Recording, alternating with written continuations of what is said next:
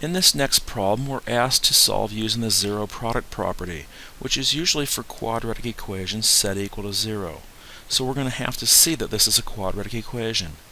Distributing it on the left, we get 6m squared plus 24m, and on the right side we have m minus 15. We need to set this equation equal to 0, so I'm going to subtract the m off of each side, and I'm going to add 15 to each side. My left side now becomes 6m squared plus 23m plus 15 equals 0. After trial and error, we find out that this will factor. The first parentheses will contain 6m plus 5, and the second parentheses will contain m plus 3. Now the problem asks us specifically to use the zero product rule, which means if you have a times b equal to 0, then a equals 0 or b equals 0.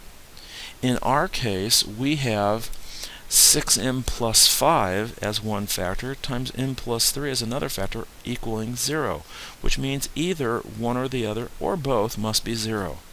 The line that we usually don't like to write says 6m plus 5 equals 0 or m plus 3 is equal to 0. Normally I do not write this red line, but because we're specifically emphasizing using the zero product rule, I'm writing it this time. We are going to have the solutions m equals negative 5 over 6 or m is equal to negative 3. So the solution set has those two values in it, negative 5/6 and negative 3. In this next problem, we are asked to solve using the square root property, which basically says let's square root each side of this equation. The left side of the equation becomes a minus 1/3, and on the right side we're going to have plus or minus I root 47 over 3.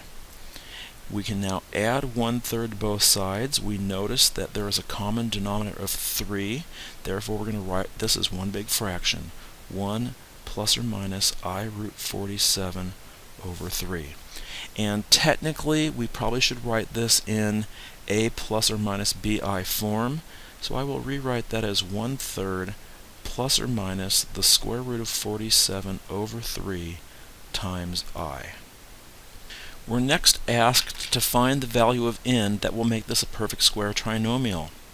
If we were to cut the 2/5 in half to a 1/5 and then square this value, we would see that n would equal 1/25. That would make this a perfect square trinomial.